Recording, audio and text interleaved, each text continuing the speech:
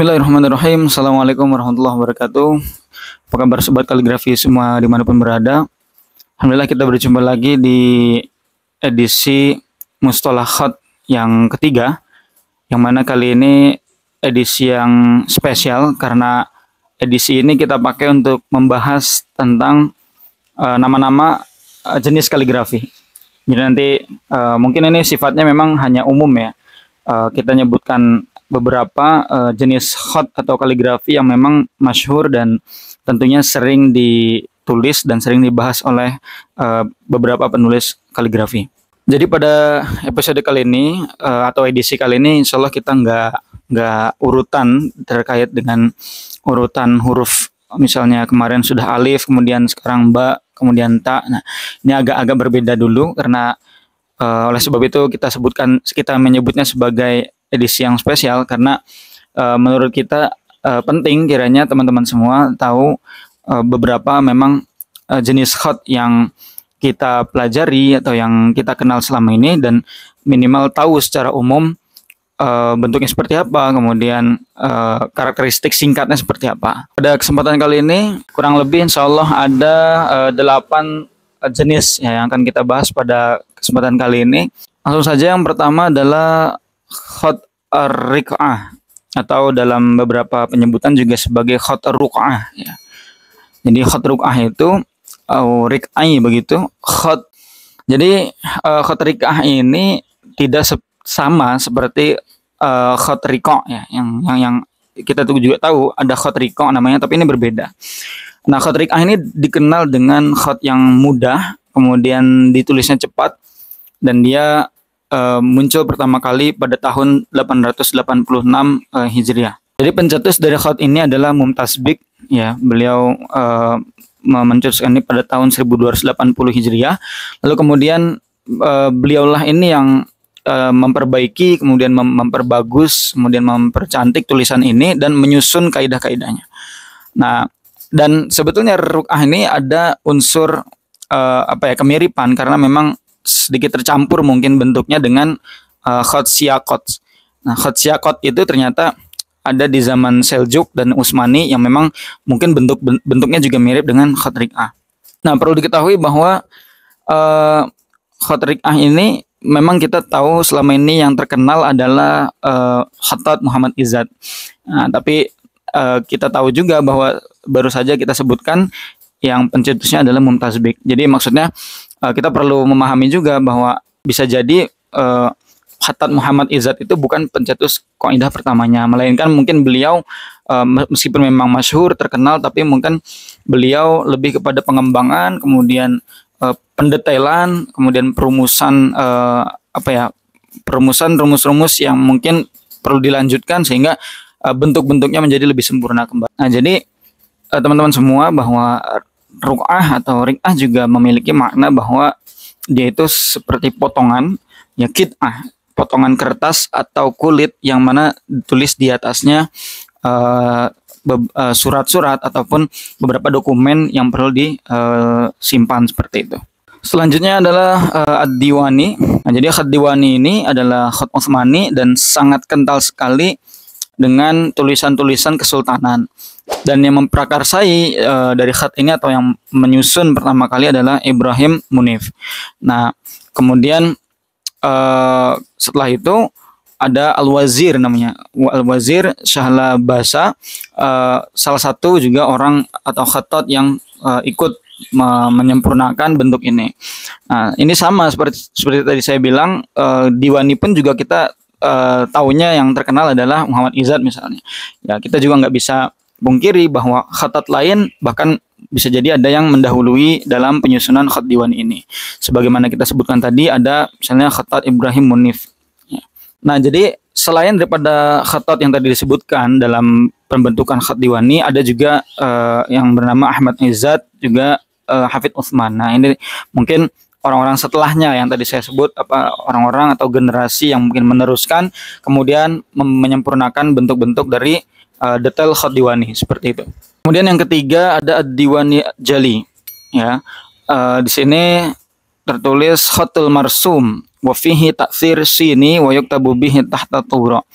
Nah, jadi diwani jali ini salah satu khatun al-marsum. Marsum itu artinya dilukis. Maksudnya dilukis itu karena mungkin bentuknya yang lebih detail, kemudian besar, ya ditulis dengan pena besar, sehingga ada bagian-bagian tertentu yang memang butuh digambar, digores. Kemudian yuktabu bihi tahta tugro. Jadi kalau teman-teman tahu ada istilah tugro yang kental sekali dalam budaya atau tradisi orang-orang Turki, yang mana tugro ini bisa jadi nama-nama daripada sultan, kemudian nanti di bawahnya itu ada tulisan-tulisan Diwani Jali yang memang konon itu ada tulisan-tulisan rahasia yang ditulis oleh sekretaris kerajaan atau kesultanan yang kemudian dikirim dan tidak sembarang orang yang mengetahui apa tulisan itu.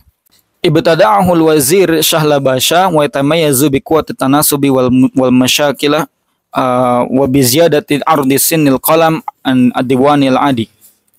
Jadi ada yang bernama Shahlabasha seperti halnya tadi Diwani. Jadi beliau salah satu khatat yang ikut menyusun ini dan menyempurnakan. Dan memang Diwani Jali ini terkenal dengan tanasubnya, kemudian ada tarkibnya, susunannya yang memang penuh dengan irama, penuh dengan keserasihan dan lain sebagainya. Dan Diwani Jali ini penanya berbeda dengan khat Diwani biasa yang memang khat Diwani itu lebih kecil, kemudian Diwani Jali memiliki pena yang lebih besar.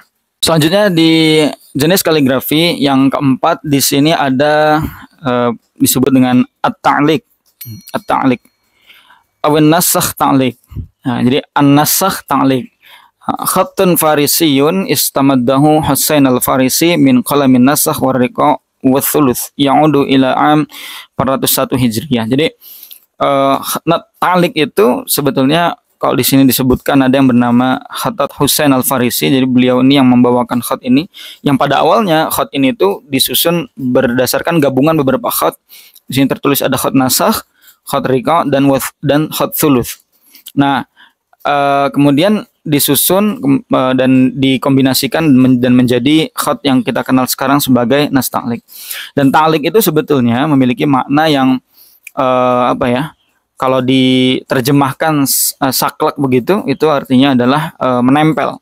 Ya mungkin dari filosofi bentuk bahwa khat Farisi itu dia cenderung bagian atas itu kecil, kemudian bagian bawah itu agak besar-besar mata penanya, sehingga terkesan seperti menggantung seperti itu. Wa ashharu man atqanahu Mir Ali Sultan At-Tabrizi. Ya, atau mungkin Mir Ali Tabrizi.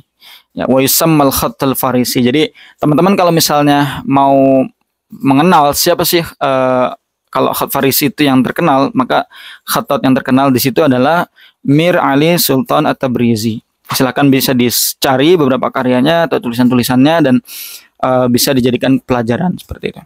Kemudian ada sisi lain daripada khat Farisi ini atau ta'liq ini, bahwa ada madrasah lain, kita sebut mungkin dari Turki begitu.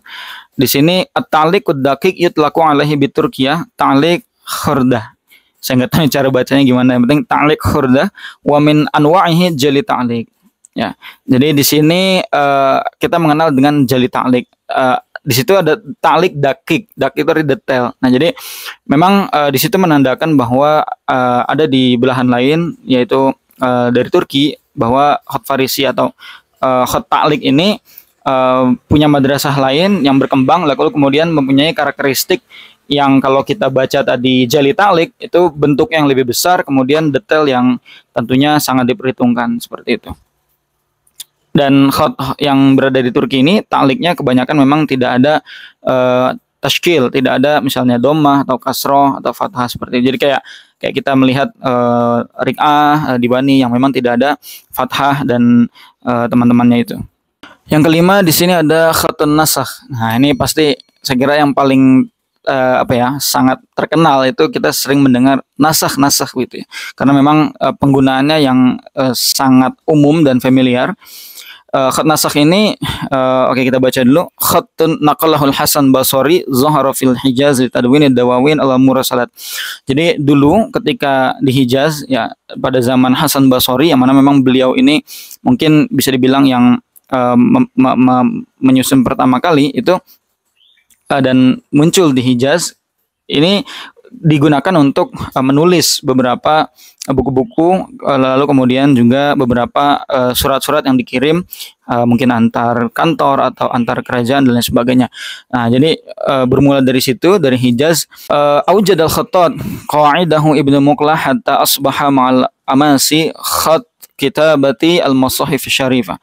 Nah, ketika di Hijaz tadi, khat naskh ini belum sampai ke level penggunaannya untuk mushaf syarif atau untuk Al-Qur'an.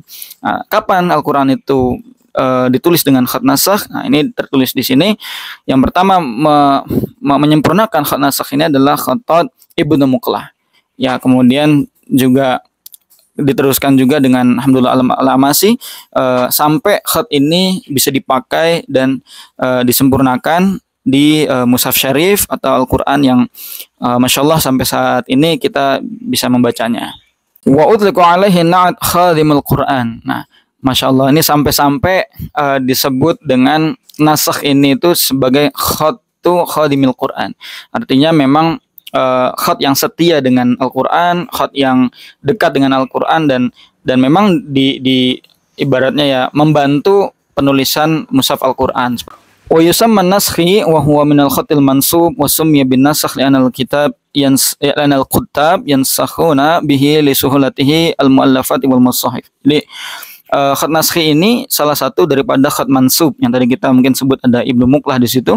Jadi khat mansub ini merupakan khat yang disusun dengan detail, dengan beberapa kaidah-kaidah yang terukur, kemudian ada rumusannya, dan oleh karena itu penulis-penulis daripada maestro zaman dahulu menggunakan atau menulis naskah-naskah misalnya untuk penerbitan buku-buku Islam, tentunya pelajaran-pelajaran Islam, ataupun untuk mushaf-mushaf.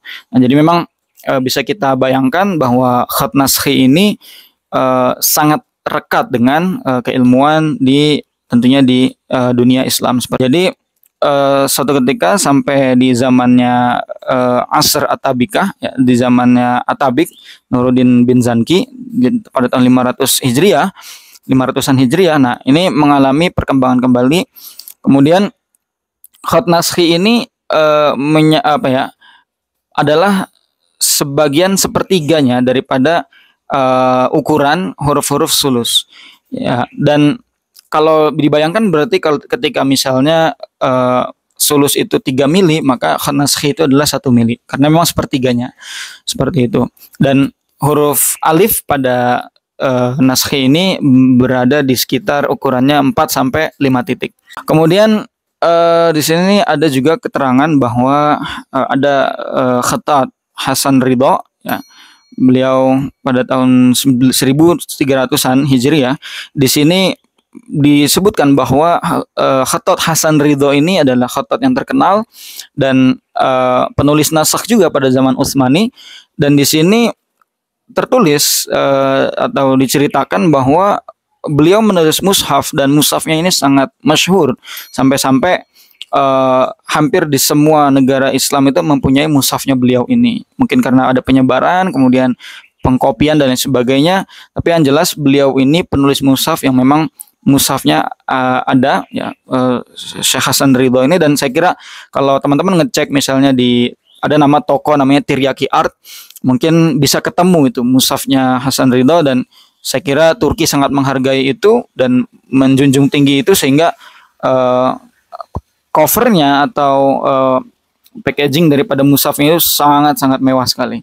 Jadi nanti teman-teman bisa searching itu. Dan kalau mau beli, ya alhamdulillah silakan dibeli untuk dijadikan sebagai bacaan, ya, atau minimal dikoleksi dan syukur-syukur dibaca, seperti itu. Yang keenam, yang keenam ada as-sulus. Jadi khat sulus ini Masya Allah di sini tertulis merupakan satu khat yang memang paling bagus, ya. Di sini keterangannya adalah bahwa khat sulus itu khat yang mungkin paling bagus dan juga paling susah untuk dipelajari. Nah, jadi kalau misalnya kita pernah mendengar bahwa khat yang paling sulit itu adalah khat sulus, maka kita tidak mengarang-arang, tapi memang beberapa orang mengakui itu. Dan khat sulus ini tadi sudah disebutkan, dimulai dari penyusunannya melalui Ibnu Muqlah, kemudian Ibnu Bawwab disempurnakan kembali kaidah-kaidahnya. Kemudian tadi disebutkan bahwa Ibnu Bawwab meneruskan konsistensi dari khat sulus ini, lalu kemudian sampai-sampai di zaman Yaqut al-Musta'simi sulus ini menjadi primadona dan ya bisa dibilang sudah begitu sempurna. Kemudian di sini sulus nasakh ya di zaman ini, mungkin di zaman Yaqut al-Musta'simi tadi, sulus nasakh ini menggantikan peran kufi dalam penulisan mushaf. Ya, jadi kapan? Yaitu sejak zamannya masa Al-Ayyubi fi Masr wa Syam. Jadi di daerah Mesir dan di Syam yang kita kenal mungkin sekarang ada Urdun, ada Palestina dan lain sebagainya. Nah, itu kemudian mushaf-mushaf ditulis dengan khat sulus wan nasakh. Mungkin sulus untuk beberapa judulnya atau nama-nama surat, lalu kemudian nasakh untuk ayat-ayatnya, dan sulus nasakh ini ya uniknya memang digunakan penulisan ini dan mungkin disepakati pada zaman itu untuk menggantikan peran khat kufi yang mana sebelumnya mushaf Al-Quran ditulis menggunakan khat kufi. Sampai-sampai kalau teman-teman tahu ada penulisan yang disebut dengan kita. Kita itu kayak apa ya, lembaran begitu, mungkin biasanya di situ ada hadis, ada apa, kemudian ditulis dengan menggunakan khat sulus. Kemudian ada tarokib, ada susunan-susunan yang mungkin teman-teman tahu tulisannya Syekh Muhammad Syauqi begitu. Nah, itu disebut dengan kita atau murakabat yang memang indah sekali. Kemudian sulus pada akhirnya juga diberikan tashkil ya, ada fathah dhamma kasroh atau mungkin bisa disebut dengan zakhrofah juga, tazyin ya, tazyin, ada hiasan misalnya ada huruf ain kemudian di bawahnya ada huruf ain kecil seperti itu. Jadi ada ada hiasan-hiasan tambahan setelah itu. Selain khat sulus tadi juga ada sulus jali. Sulus jali ini merupakan khat yang memang ya tidak jauh dengan khat sulus, hanya saja mungkin ukurannya lebih besar dan beberapa tarkibnya mempunyai ciri khas. Dan dulu ditulis khat ini kebanyakan di dinding-dinding monumen arsitektur, mungkin bangunan-bangunan bersejarah, mungkin semisal masjid atau perpustakaan atau bangunan-bangunan monumental lainnya, itu tertuliskan khat sulus di situ karena memang ukuran yang besar dan cocok. Seperti mungkin kita lihat bisa di Hagia Sophia, masjid di Turki itu juga banyak khat sulus jali di situ. Kemudian yang terkenal pada zaman dahulu pertama yang menulis ini adalah yang mentahqiq ya istilahnya, setelah zamannya tentunya Ibnu Bawab, Ibnu Muqlah, Ibnu Bawab, kemudian Yaqut al-Musta'simi. Kemudian di era Utsmani ada Mustafa Rokim yang kemudian melengkapi kemudian mengembangkannya lagi. Kemudian tidak kalah menarik juga di sini akan disebutkan yaitu khat maghribi ya. Kalau teman-teman mau detail sekali tentang khat maghribi bisa lihat di channel Bait Khat, juga ada pembahasan tentang khat maghribi sudah berlalu ya, tapi ini kita fokus ke yang umum saja.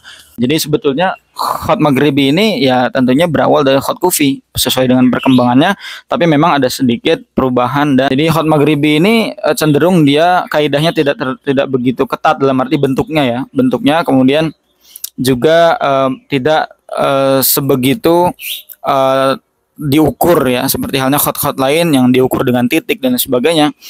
Namun di sini di khat maghribi yang lebih ditonjolkan adalah zauq ya. Mungkin zauq itu ukuran yang ditakar oleh rasa ya, rasa seni tentunya. Lalu kemudian menyesuaikan dengan teks yang ditulis. Nah, di sini ada beberapa contoh bahwa maghribi, ada beberapa contohnya dari tadi disebutkan misalnya Al-Jazairi, terus ada Andalusi dan sebagainya, bisa diulas lagi tentunya yang lebih detail ada di konten kita di webinar beberapa hari lalu. Kemudian yang terakhir adalah khat kufi. Nah, ini disebutkan terakhir, padahal sebetulnya khat kufi inilah sebenarnya yang bisa dibilang nenek moyangnya khat itulah, karena memang paling tua ya. Sebelum di Turki sudah ada di Irak, di Baghdad dan sebagainya. Nah, jadi khat kufinya sebenarnya lebih tua ya. Jadi pada tahun 18 Hijriah orang-orang Arab di Kufah inilah yang menggunakan khat kufi fi Sadrul Islam. Nah, namanya aja Sadrul Islam gitu ya, ketika memang Islam ketika itu lagi muncul, kemudian berkembang.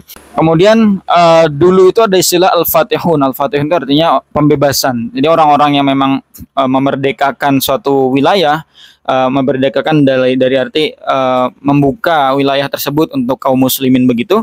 Nah, warisan mereka ini adalah khat kufi, inilah yang dijadikan tulisan-tulisan untuk turos, kemudian juga selain itu untuk penulisan mushaf Al-Quran. Semua mushaf yang ditulis sebelum abad keempat, ya itu Hijriah, ya abad keempat Hijriah, itu ditulis dengan menggunakan kufi.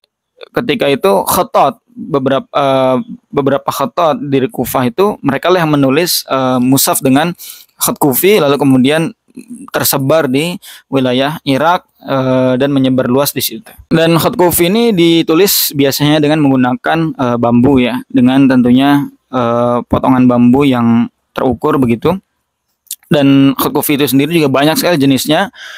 Saya tidak dahulu menjelaskan ini secara detail karena sekali lagi ini penyebutan umum saja.